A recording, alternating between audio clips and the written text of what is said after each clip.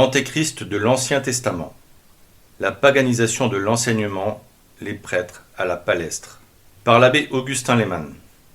Écrit en 1890. Préambule. Situation qui se ressemble. Il n'y a plus à se le dissimuler, un vent d'apostasie ébranle et désagrège les nations. Non seulement le lien plusieurs fois séculaire qui rattachait les gouvernements chrétiens à la chair de pierre est en partie rompu, mais les nations elles-mêmes, soumises journellement à l'influence toujours croissante de doctrines perverses, sont graduellement, et d'une manière savante, détachées de la foi catholique et de l'obéissance due au pontife romain. Il est incontestable que quelque chose de mystérieux se prépare pour le monde. Or, lorsqu'on rapproche cette séduction des nations des événements de l'histoire juive, figurative en de si nombreux côtés des destinées de la société chrétienne, on se trouve reporté, j'hésite presque à le dire, à cette période tourmentée qui a précédé et préparé la persécution d'Antiochus Épiphane, l'Antéchrist de l'Ancien Testament. C'est cet Antéchrist de l'Ancien Testament que je voudrais vous faire connaître. Mais si, dans l'ancien horizon qui sera ramené sous nos yeux, il se trouvait des teintes par trop semblables à celles qui nous enveloppent, nous nous garderons cependant de conclure que le véritable Antéchrist, celui du Nouveau Testament, est sur le point de paraître. Il ne faut pas oublier, en effet, que les événements figuratifs dans l'ancienne loi s'y sont maintes fois succédés d'une manière conjointe et immédiate, alors qu'ils ne devaient se reproduire, sous la nouvelle loi, non seulement séparés, mais même qu'à de longs intervalles. Bornons-nous donc à rapprocher simplement des situations qui se ressemblent, en évitant de supputer les temps. Et d'abord, qu'il existe des traits de ressemblance entre Antiochus Épiphane et le futur Antéchrist, c'est là une croyance traditionnelle, qui n'a cessé de s'affirmer autour des deux portraits d'Antiochus et de l'Antéchrist, tracés, l'un et l'autre, il y a plus de 25 siècles par la plume prophétique de Daniel. Portrait d'Antiochus Épiphane. Lorsque les iniquités se seront accrues, il s'élèvera un roi, au front impudent et habile dans les secrets de la politique.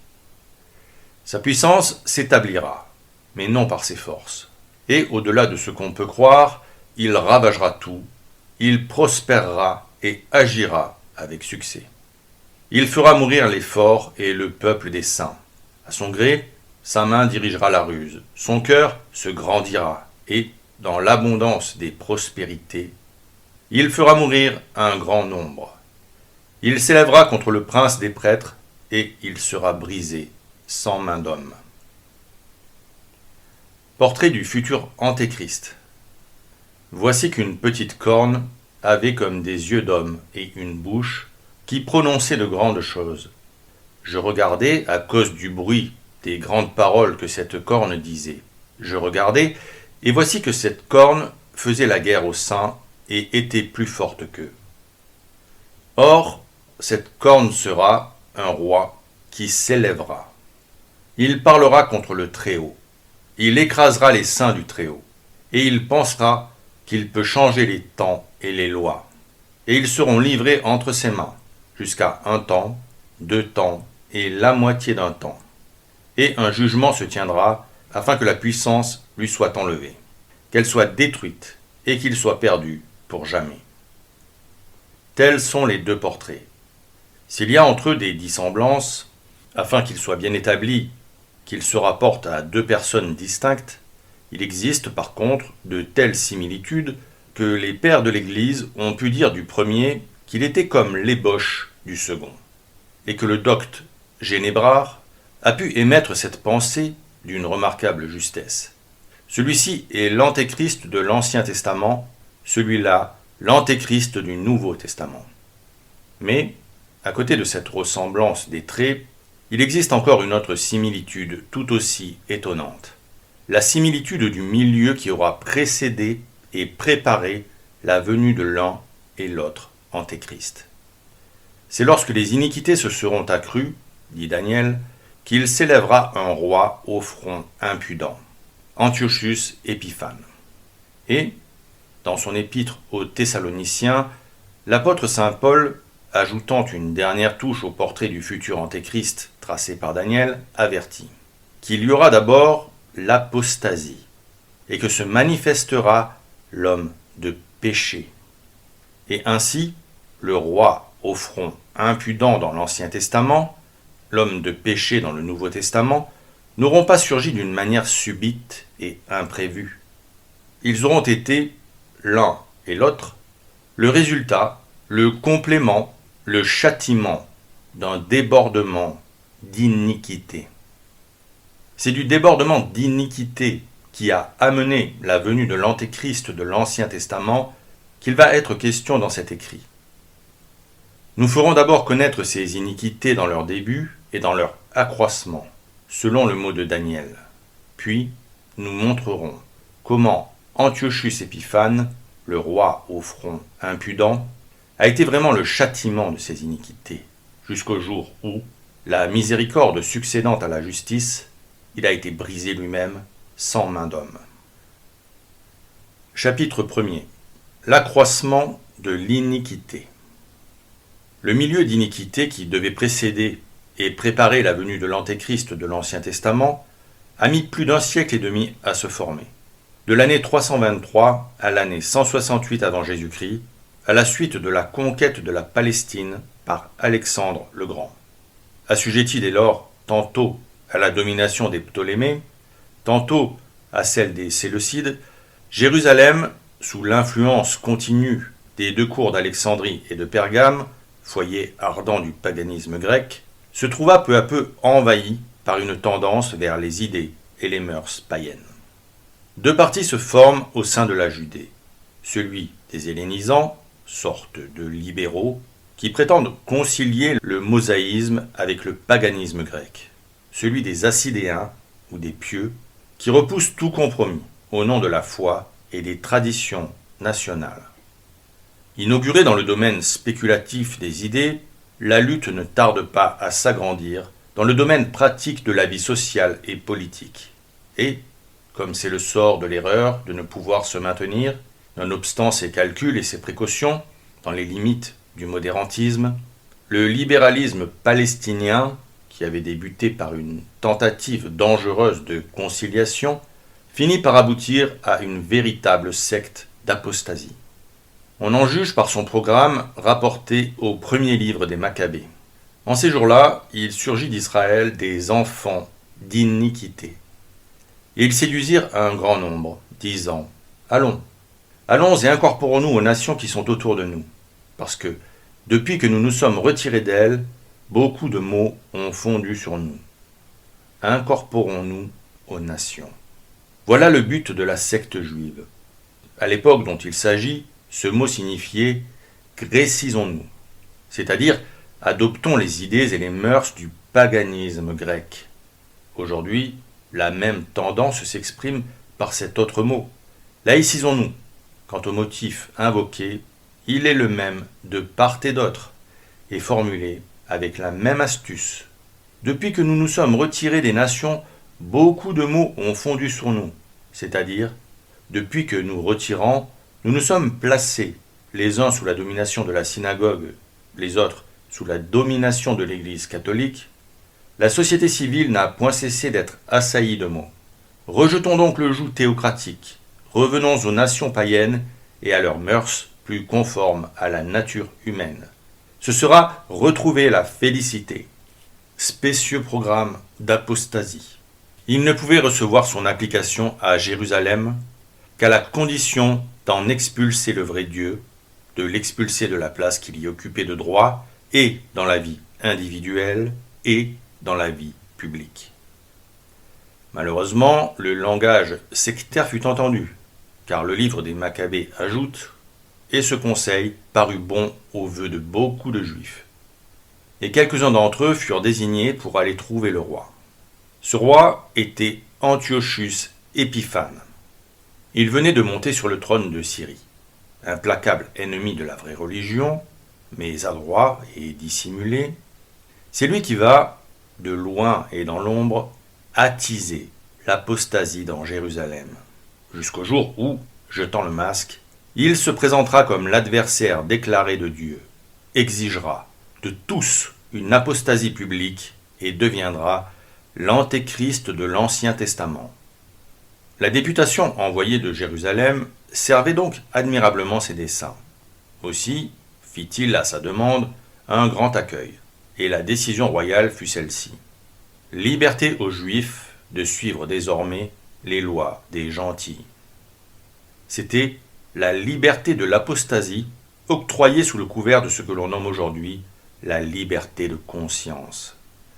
En vertu de l'ordonnance royale, non seulement les sectaires juifs se trouvaient à l'abri des sévérités de la loi de Moïse, qui prononçait la peine de mort contre tout acte d'apostasie.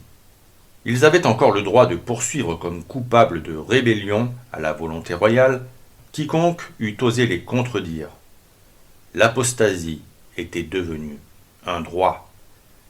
Mais la secte juive visait plus haut.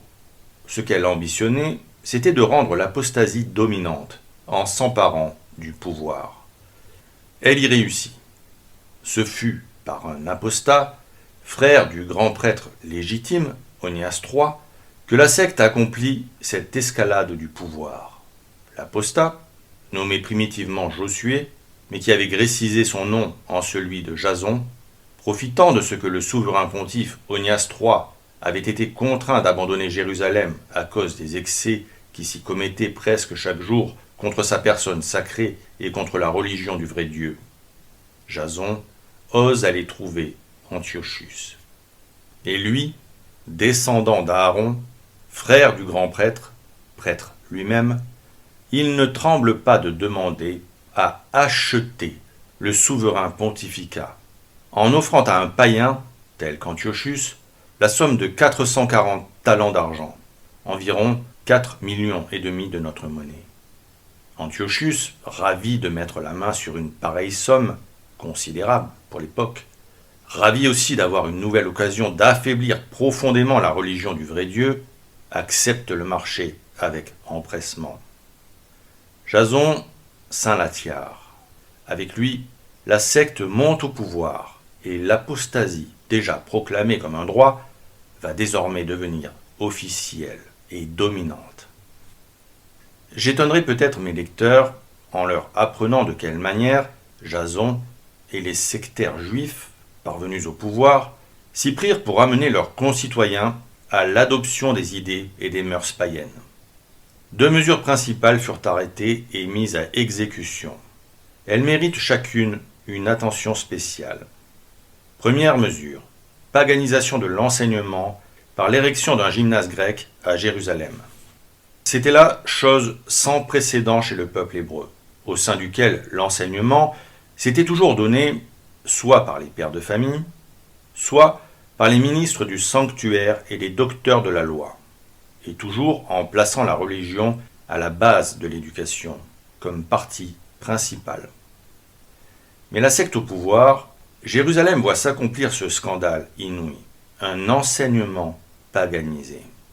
De toutes les mesures qui vont être prises par la secte au pouvoir, nul ne contribuera davantage à accélérer la marche de l'apostasie et à préparer le milieu de l'antéchrist de l'Ancien Testament. Aussi, est-ce dans 2 passages différents que les livres des Maccabées racontent cette perverse érection du gymnase grec à Jérusalem, comme si l'Esprit Saint, par cette double narration du même fait, avait voulu attirer et fixer l'attention des siècles. Premier passage, au livre 1er des Maccabées, chapitre 1er, verset 15. Ils bâtirent un gymnase dans Jérusalem à la manière des nations. Deuxième passage, beaucoup plus explicite, au 2e livre des Maccabées, chapitre 4, 5, 9, 13. Jason promit au roi, Antiochus, 150 talents, environ 1,5 million, si on lui donnait le pouvoir d'établir un gymnase et une éphébie. Le roi y ayant consenti, il commença aussitôt à assujettir ses concitoyens aux coutumes des gentils, et, supprimant leurs droits légitimes, il établit des institutions perverses, car il osa bâtir un gymnase sous la citadelle même, et exposer les jeunes gens les plus nobles en des lieux infâmes. Or, cela n'était pas seulement un commencement, mais un accroissement et un développement vers le paganisme et les coutumes étrangères causées par la scélératesse détestable et inouïe de l'impie Jason, l'usurpateur du souverain sacerdoce. Le gymnase grec, c'est-à-dire un enseignement paganisé, voilà donc, à la dénonciation formelle de l'Esprit Saint, ce qui a le plus contribué à accélérer l'apostasie dans Jérusalem. Cela n'était pas seulement un commencement, dit le texte, mais un accroissement et un développement vers le paganisme. Et qu'on ne cherche pas, ainsi qu'on l'a tenté, à infirmer un si solennel avertissement, en objectant que par le mot de gymnase, il faut entendre un édifice consacré uniquement aux exercices du corps.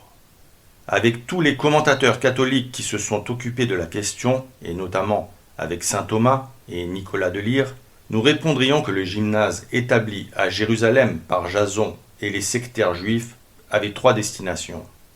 Première destination, et la principale, substituer à l'étude de la loi divine l'étude des fables et des lettres païennes. Deuxième destination, développer les forces physiques par des jeux et des exercices corporels.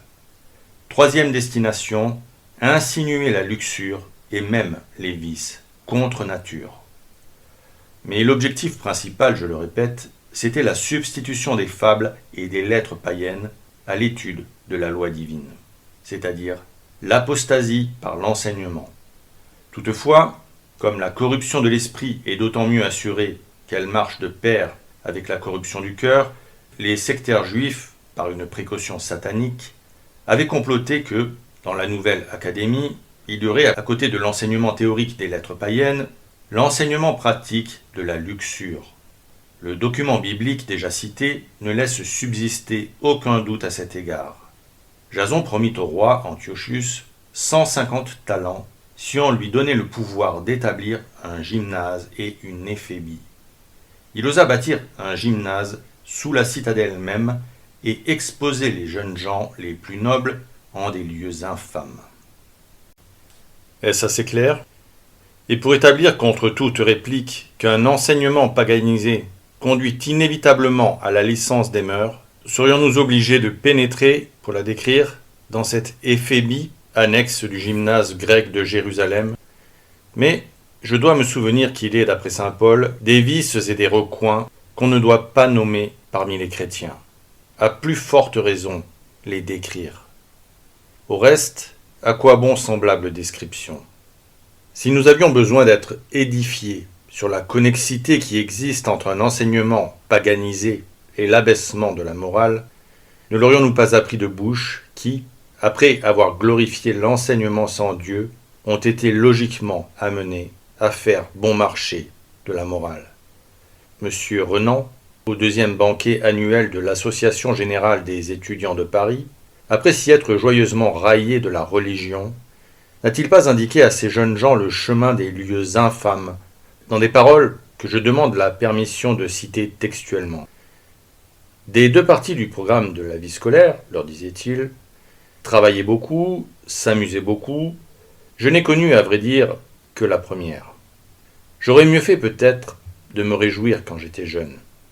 Ce qu'il y a de sûr, c'est qu'une des moitiés de l'activité de votre âge n'empêche pas l'autre.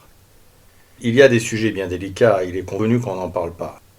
Mais vous me témoignez tant de confiance que je vous dirai tout ce que je pense. Mon opinion est que la règle morale et légale du mariage sera changée. La vieille loi romaine et chrétienne paraîtra un jour trop exclusive, trop étroite.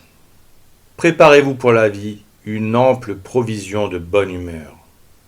Hors les cas de désastre national, faites une part au sourire et à l'hypothèse où ce monde ne serait pas quelque chose de bien sérieux. On croit rêver à imprimer le lendemain un des grands journaux de Paris en entendant donner de pareils conseils, de pareilles explications à des jeunes gens. Il est donc vrai, un enseignement paganisé ne peut s'empêcher d'aboutir aux lieux infâmes. l'épreuve s'en est faite à Jérusalem. Toutefois, si perverse qu'ait été cette première mesure d'apostasie, il importe, considérant ce qui se passe aujourd'hui, de faire observer pour la juste appréciation des sectaires juifs que l'érection du gymnase grec à Jérusalem n'entama en rien la puissance du père de famille, considéré toujours comme l'éducateur né de son enfant. Il est bien dit, dans le texte, qu'on osa bâtir ce gymnase sous la citadelle même. Mais cet emplacement, choisi à dessein pour faire entendre que l'enseignement paganisé avait l'approbation et les faveurs du pouvoir, n'était cependant pas la mainmise de l'État juif sur l'enseignement du pays. Le droit des pères de famille resta intact. Jamais on n'eût osé émettre en Judée que l'enfant appartient à l'État avant d'appartenir à son père. D'un seul bond et d'une seule voix, il eût été répondu d'un bout de la Judée à l'autre que son droit, le père, le tient du maître de toutes choses, qu'il le tient du sang qu'il a versé dans les veines de son fils, d'où il suit que son droit prime le pouvoir civil de toute la hauteur de ce mystère de gloire que l'on nomme la paternité. Autre remarque pour l'appréciation des sectaires juifs, c'est que l'enseignement donné au gymnase de Jérusalem n'était pas dans ses doctrines exclusivement laïques, c'est-à-dire athées. Assurément, cet enseignement était païen, à la manière des nations, dit le texte. Mais le paganisme ancien, qui ne le sait, bien sûr, bien qu'il eût altéré, diminué, dénaturé l'idée de Dieu, il ne l'a point exclue. Il ne l'a pas rejetée. Encore pour l'appréciation des sectaires juifs, c'est que le personnel enseignant du gymnase de Jérusalem ne se recrutait point parmi les grécisants, à l'exclusion systématique, légale, des prêtres et des lévites. Assurément, ceux de la tribu sainte qui acceptèrent d'y enseigner avaient tourné à l'apostasie. Les vrais prêtres n'y mettaient pas les pieds, mais aucune loi d'exception n'avait rejeté ceux-ci de l'enseignement public, pour en faire sous le couvert de la raison d'État des parias de l'enseignement. Encore pour l'appréciation des sectaires juifs, c'est que l'enseignement païen du gymnase de Jérusalem n'était pas obligatoire. On y attirait par des promesses, par des faveurs, mais point d'enfant qui fut contraint d'en suivre les leçons sous peine, pour ses parents ou ses tuteurs, d'admonition, d'amende et de prison. Il y avait assurément pour tout chef de famille israélite l'obligation morale de donner à ses enfants une instruction convenable, mais point d'obligation légale. Cette dernière, acceptable si elle s'inspire de la religion, mais la pire des tyrannies, si combinée avec un enseignement athée, elle a pour but de ravir la liberté du père et la foi de l'enfant. Encore pour l'appréciation des sectaires juifs, c'est que le gymnase de Jérusalem était ouvertement, franchement païen. On y élevait à la manière des nations, dit le texte déjà cité, donc point d'affichage hypocrite de neutralité menteuse, osant prétendre que le silence sur Dieu, que l'interdiction de l'enseignement religieux dans l'école procède de l'esprit de tolérance la plus absolue, du respect de la liberté des consciences. Non, non, les sectaires juifs, si pervers fussent-ils, ne se sont pas souciés de dissimuler leurs desseins sous un masque. Elle ne pouvait même leur venir à l'esprit cette idée de neutralité. Ils n'étaient pas suffisamment criminels. Allez donc dire à un enfant de rester neutre vis-à-vis de son père ou de sa mère. Est-ce que cette neutralité ne serait pas déjà un crime ? Et c'est à l'égard de Dieu qu'on établirait cette neutralité ? Encore pour l'appréciation des sectaires juifs, c'est que le gymnase de Jérusalem visait uniquement l'apostasie de ce qu'on nomme aujourd'hui l'enseignement secondaire et l'enseignement supérieur. Il n'était destiné, ainsi que le mot de gymnase l'indique suffisamment, qu'à une jeunesse déjà capable de raisonner, d'apprécier et de se défendre. Aucune atteinte de la part de la secte juive aux croyances religieuses au sein de l'enseignement primaire.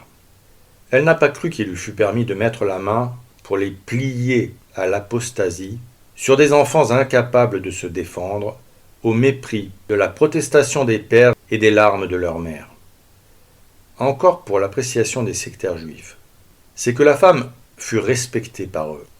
Les 2 livres des Maccabées parlent bien, l'un et l'autre, d'un gymnase pour les garçons. Ils sont muets pour ceux qui regardent les filles. Ce n'est que plus tard que d'autres sectaires, plus osés et plus farouches, attenteront sans pitié à la foi des jeunes filles. Mais à l'époque qui nous occupe, il semble que sur celle d'Israël se soient étendus, comme manteau de protection, les noms de Déborah, de Judith et d'Esther, moins glorieux cependant que ceux de Geneviève, de Clotilde et de Jeanne d'Arc. Et ainsi, dans leur plan d'apostasie par l'enseignement, il est des énormités demeurées inconnues aux sectaires juifs. Elles étaient réservées à des âges futurs. À ces âges qui, préparant de loin le véritable antéchrist, verront se commettre contre la foi des enfants et les droits des familles des attentats plus inouïs que ceux perpétrés à Jérusalem. La corruption de ce qui a été meilleur devient ce qu'il y a de pire. Et il arrivera que les apostats chrétiens auront dépassé en impiété et en tyrannie les sectaires juifs. L'érection d'une académie païenne à Jérusalem était déjà un moyen sûr de rendre l'apostasie dominante, le peuple devant être, par le nouvel enseignement, graduellement vicié dans ses racines, dans sa sève, dans sa jeunesse. Mais les sectaires juifs étaient trop perspicaces pour ignorer qu'on ne parvient jamais à séduire complètement le peuple, d'ordinaire aussi facile à ramener qu'à égarer, tant que ses chefs spirituels, les prêtres et les lévites, demeurant fidèles à leur devoir, font retentir la vérité et donnent l'exemple de la vertu. Le prêtre, c'est le sel de la terre. Et tant qu'on ne parvient pas à l'affadir, la corruption de la terre n'est pas chose faite. Les sectaires juifs le savaient bien. Aussi est-ce la corruption du sacerdoce lui-même que, conjointement avec la paganisation de l'enseignement, ils entreprirent de réaliser. Hélas, ils n'y réussirent que trop. Le Seigneur n'ayant pas promis à l'ancienne synagogue, comme il l'a fait depuis à l'Église catholique, que les portes de l'enfer ne prévaudraient jamais contre elle. Voici, en effet, le lamentable document contenu au 2 livre des Maccabées, immédiatement à la suite de celui qui relate la perverse érection du gymnase grec à Jérusalem. Les prêtres ne s'attachaient même plus au service de l'autel, mais, méprisant le temple et négligeant les sacrifices, ils se hâtaient de prendre part à la palestre et à ses récompenses défendues, ainsi qu'aux exercices du disque. Et, ne faisant plus aucun cas des postes d'honneur, si enviables au sein d'une patrie, ils n'ambitionnaient plus que les distinctions des Grecs. C'est pourquoi une grave calamité les enveloppa. Ils se plongeaient dans les coutumes de ceux qui avaient été leurs ennemis et leurs oppresseurs, et ils souhaitaient de leur être en tout semblables. Il ressort de ce document que pour rendre l'apostasie dominante, la seconde mesure arrêtée et mise à exécution par les sectaires juifs fut celle-ci. Les prêtres à la palestre. On sait ce qu'était la palestre des anciens et ce qu'elle refermait de danger pour la vertu. La palestre était un lieu public, où l'on se formait aux exercices du corps par la lutte, par la course, par le maniement du glaive et du javelot. Il y avait notamment l'exercice du disque, sorte de palais de pierre ou de fer qu'on lançait au loin pour faire paraître sa force et son adresse. Ces divers genres de lutte se rapprochaient des exercices militaires de ce temps-là, exercices pleins de dangers pour l'âme, à cause des querelles, des propos licencieux et impies qui s'y mêlaient. Ce fut donc à ces exercices si dangereux de la palestre que, séduits par les sectataires, beaucoup de prêtres et de lévites se laissèrent entraîner. Il paraît même, d'après le texte, qu'ils y furent fêtés, plusieurs d'entre eux ayant remporté les récompenses décernées à la force ou à l'adresse. Récompenses défendues, se hâte d'ajouter, avec une légitime indignation, l'auteur inspiré du 2 livre des Maccabées. Récompenses iniques, continue le savant commentateur, Corneille Lapierre. car elles étaient attribuées à des exercices indignes de prêtres, réservés aux laïcs, mélangés d'impudence et de lascivité, et pour parler à notre tour le langage de l'Église, attribués à des exercices frappés d'irrégularité. Cependant, si perfide qu'ait été cette seconde mesure d'apostasie, nous avons encore l'obligation de reconnaître, pour la pleine appréciation des sectaires juifs, que cette seconde mesure ne constituait qu'une séduction. Assurément, nombre de prêtres et de lévites furent sollicités de prendre part aux exercices corrupteurs de la palestre et s'y rendirent. Aucun n'y fut contraint. Ils ne le furent pas davantage aux exercices militaires proprement dits. Le service militaire, qui s'étendait chez le peuple juif à tous les hommes valides, comportait plusieurs exemptions, entre autres celles relatives au sacerdoce. Les prêtres et les lévites en étaient exempts en vertu de leur fonction sainte, et, bien que sous l'ancienne loi, le Seigneur se plût à porter le titre de Dieu des batailles, ces ministres néanmoins ne devaient tirer le glaive que lorsque l'arche d'alliance ou la religion mosaïque était en péril. Sous la loi nouvelle, où le Seigneur ne se nommera plus que le Dieu de paix et des miséricordes, l'abstention à toute œuvre de sang deviendra plus rigoureuse. Car il sera commandé à Pierre, qui avait déjà le bras levé pour défendre celui qui est plus auguste que l'arche d'alliance, d'avoir à remettre son glaive dans le fourreau.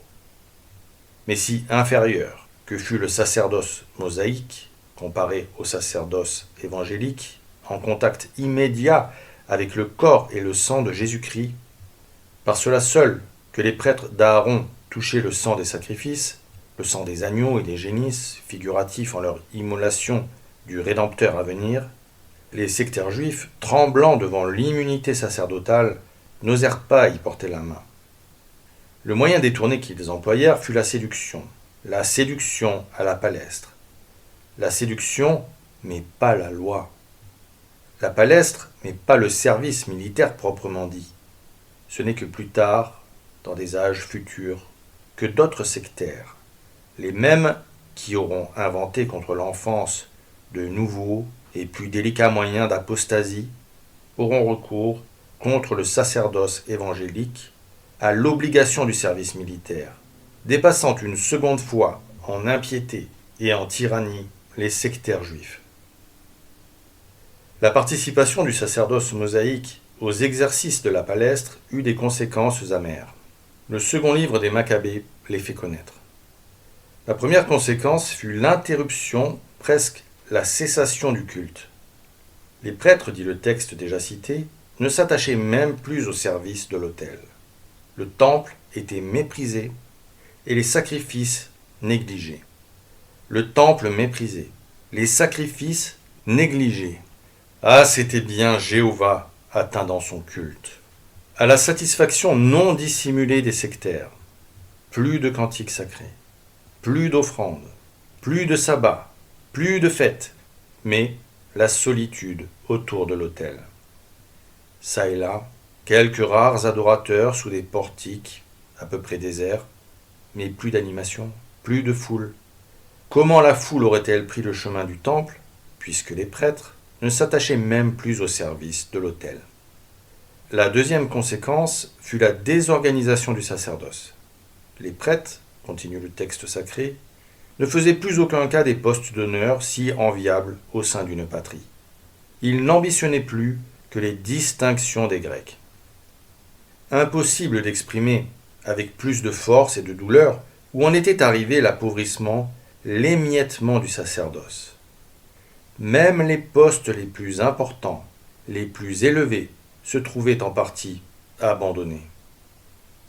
Allons n'eût encore compris, sans toutefois l'excuser, la désertion des postes moindres que desservaient les chantres et les lévites, mais les postes d'honneur qu'entouraient la vénération et la magnificence, ces postes qu'on réservait aux anciens du sacerdoce, aux docteurs de la loi, aux princes des prêtres, ceux-là même restaient vides, inoccupés.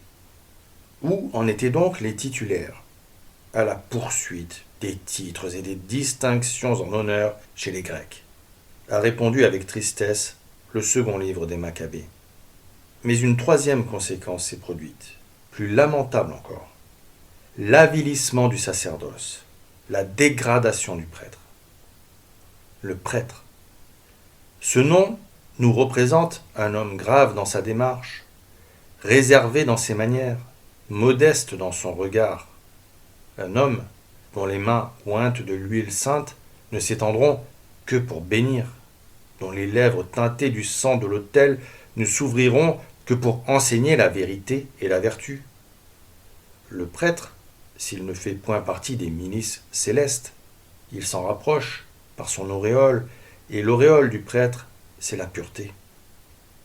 Eh bien, c'est cette auréole qui va disparaître du front du sacerdoce mosaïque, dans le piège tendu par les sectaires de Jérusalem. Assurément, elle se trouvait à une distance incommensurable de la pureté du sacerdoce évangélique, la pureté légale, extérieure des prêtres d'Aaron, puisque le célibat n'était alors ni ordonné ni pratiqué. Mais pour avoir été inférieur sous la loi ancienne, la pureté du corps sacerdotal n'en existait pas moins, consistant en une particulière honnêteté des mœurs et dans le respect des défenses formulées par Dieu lui-même pour le choix des épouses. Tout cet héritage d'honneur sombra dans la fréquentation de la palestre, car voici le dernier trait du document biblique déjà cité. Une grave calamité enveloppa les prêtres. Ils se plongeaient dans les coutumes de ceux qui avaient été leurs ennemis et leurs oppresseurs, et ils désiraient leur être en tout semblables. Parmi les descriptions si énergiques et si émouvantes d'Isaïe, il en est une que je ne relis jamais sans frissonner. Celle où le prophète, rappelant la chute d'un ange, du plus beau des anges, le montre à son entrée dans l'abîme éternel de l'opprobre et de la douleur. L'enfer s'est troublé à l'arrivée de cet ange. Il a fait lever les géants et les a envoyés à sa rencontre. Tous les violents de la terre, tous les tyrans des nations se sont levés de leur trône de feu, et de tous les points du sombre empire a monté cette clameur où l'impiété le dispute à l'ironie. Comment es-tu tombé du ciel, ô Lucifer, toi qui brillais au matin? Te voilà blessé comme nous, tu es devenu semblable à nous. C'est cette même clameur, tu es devenu semblable à nous, qui a retenti autrefois sur un sacerdoce déshonoré à la palestre de Jérusalem, et qui retentirait demain dans les chambrées de la caserne si, à l'opposé de la loi militaire, il n'y avait la protection de Dieu. Et ainsi, en résumé, interruption et presque cessation du culte, désorganisation du sacerdoce, dégradation du prêtre. Telles furent, au dire indéniable de l'Esprit Saint, les conséquences de la participation du sacerdoce mosaïque aux exercices de la palestre, seconde mesure perfidement imaginée par Jason et les sectaires juifs pour amener leurs concitoyens à l'adoption du paganisme grec. Dans une de ces assemblées ténébreuses, où s'élaborent les lois qui doivent amener graduellement l'apostasie des nations chrétiennes, cette parole a été dite. C'est la corruption en grand que nous avons résolue. Nous voulons la corruption du peuple par le prêtre et du prêtre par nous. Cette corruption en grand, à laquelle on aspire, se réalisa malheureusement à Jérusalem. Aussitôt que Jason et les sectaires juifs eurent établi le gymnasme grec et entraîné une partie notable du sacerdoce aux exercices de la palestre. D'autres mesures d'apostasie avaient été ajoutées à ces deux-là, mais si vexatoires qu'elles aient été, le second livre des Maccabées ne s'y arrête pas. Il s'est borné à les enregistrer, à les dénoncer. Ce à quoi le livre divin s'est arrêté, ce qu'il a tenu à mettre en évidence, c'est l'enseignement paganisé et l'entraînement du sacerdoce aux exercices de la palestre. Là, en effet, était le danger. Par l'enseignement du gymnase, une jeunesse impie s'était formée. Par l'entraînement à la palestre, les bons prêtres étaient devenus rares, presque introuvables. Il en résulta bientôt à Jérusalem une société bouleversée, dont le premier livre des Maccabées a fait la description suivante. Et ils dissimulèrent leur circoncision, comme aujourd'hui on dissimule son christianisme, comme on rejette le sacrement du baptême. Et ils se séparèrent de l'alliance sainte. Comme aujourd'hui, on tend à se séparer de l'Église, à rompre tous les liens qui rattachent la société à Dieu. Et ils s'unirent aux nations. Comme aujourd'hui, on revient aux idées et aux mœurs des nations païennes. Et ils se vendirent pour faire le mal. Comme aujourd'hui, on vend son âme, s'enchaînant par d'exécrables serments à poursuivre la ruine de la religion et de l'ordre social. Et maintenant, lecteurs, prononcez vous-même, Jérusalem, n'était-elle pas devenue ce qu'on nomme aujourd'hui une société laïcisée? Mais attendez, voici une autre réponse, celle de l'Esprit Saint au second livre des Maccabées. Ce n'est pas impunément qu'on viole les lois divines. Ce qui va suivre va le démontrer. Et en effet, son milieu était suffisamment préparé. L'antéchrist de l'Ancien Testament pouvait paraître. Chapitre 2. Le roi au front impudent. Il ne peut entrer dans le cadre restreint de cette étude de raconter en détail comment la persécution d'Antiochus Épiphane, le roi au front impudent, a été le châtiment de l'apostasie de Jérusalem. Qu'il suffise de dire d'une manière concise et rapide qu'après avoir suivi et favorisé à distance durant plusieurs années l'accroissement de l'iniquité, Antiochus Épiphane, par une permission divine, en devint tout à coup le châtiment. Ce fut après son échec en Égypte, où, enfermé dans le fameux cercle de Popilius Lénas, il s'était vu arrêté dans ses conquêtes au nom du Sénat romain. Frémissant de rage, mais contraint d'obéir, il tourna toute sa fureur contre les Juifs, dont plusieurs s'étaient réjouis à la fausse nouvelle de sa mort.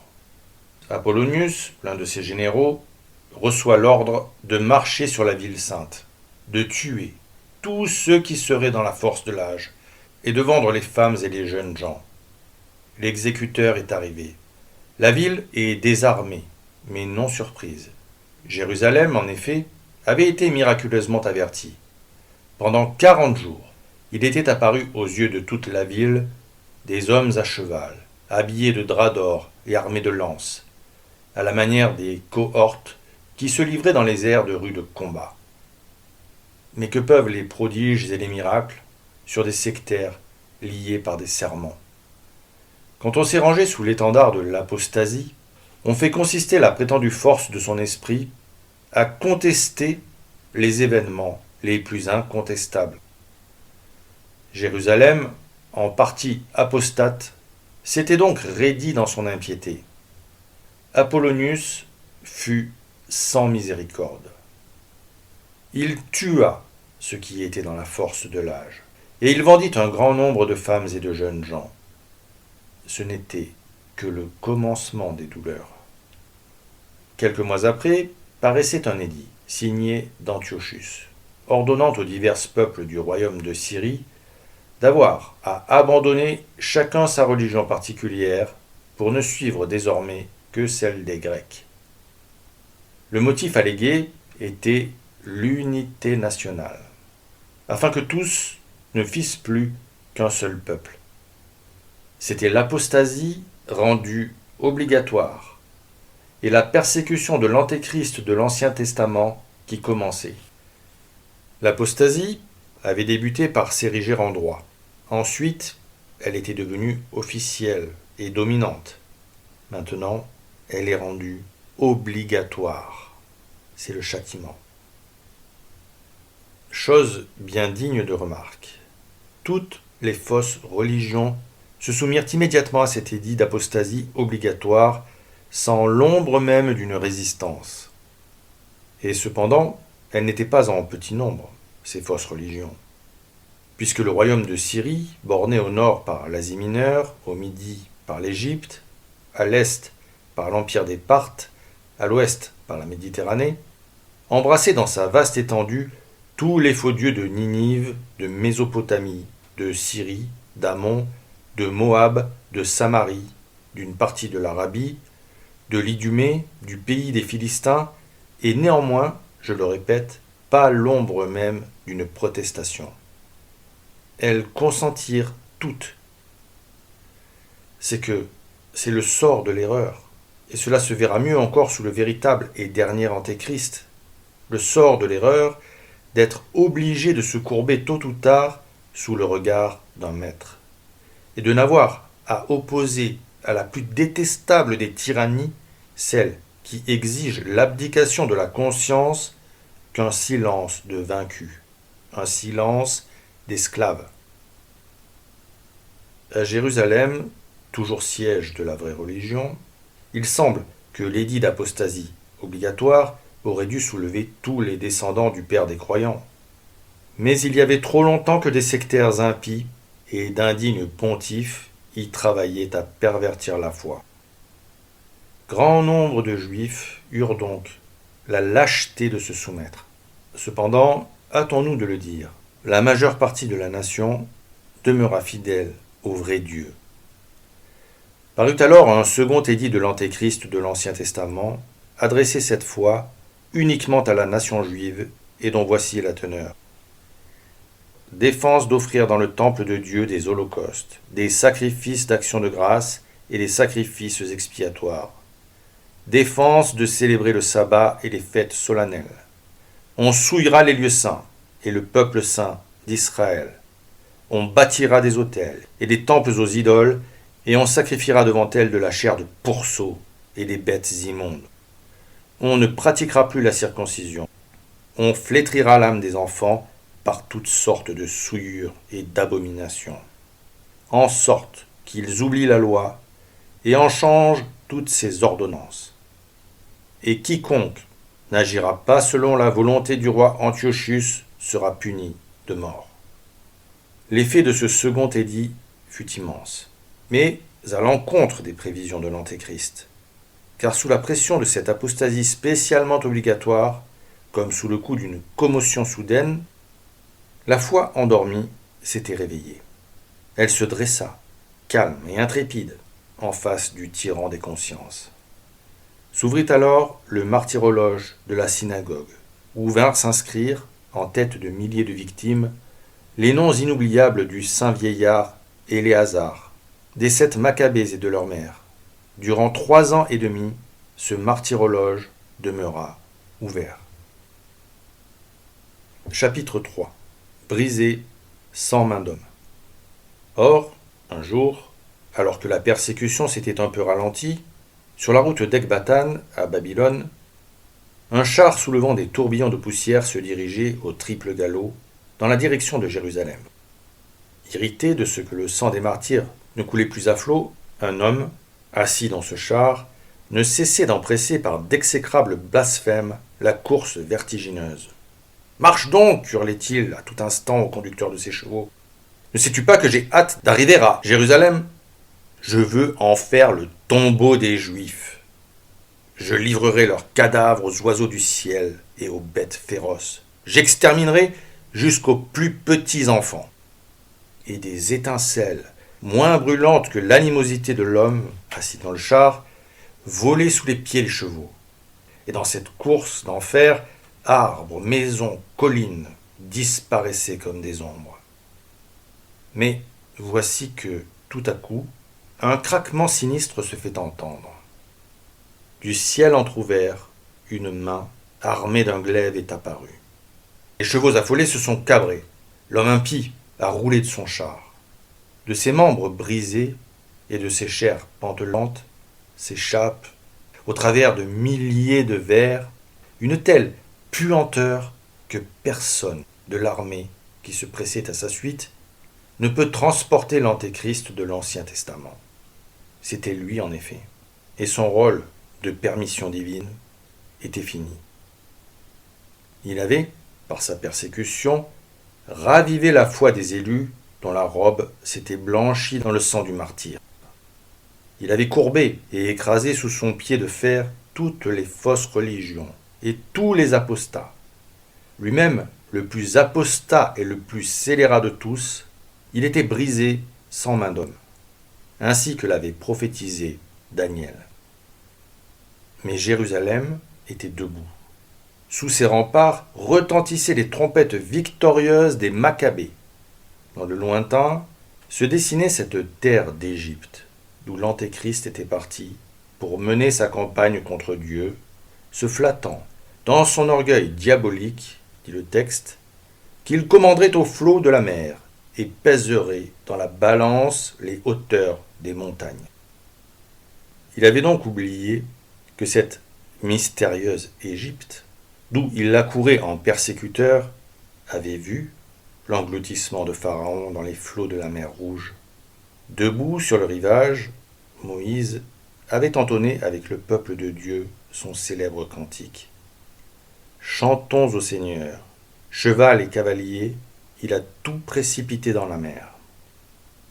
Antiochus, à son tour, était précipité de son char et livré au ver. Sur sa puissance abattue, Jérusalem, une seconde fois, faisait flotter comme un linceul la strophe immortelle. Chantons au Seigneur, cheval et cavalier, il a tout précipité. Héritière de tous ces triomphes, l'Église catholique a redit maintes fois sur ses persécuteurs le même cantique. Elle le redira jusqu'au dernier soir du monde. Inscrit en effet en tête de la Bible avec Moïse, ce cantique se retrouvera au terme de l'Apocalypse, avec l'agneau, pour être le cri final de la dernière bataille rangée de l'Église militante. Le cri éclatant de la suprême victoire, chantons au Seigneur, cheval et cavalier, il a tout précipité.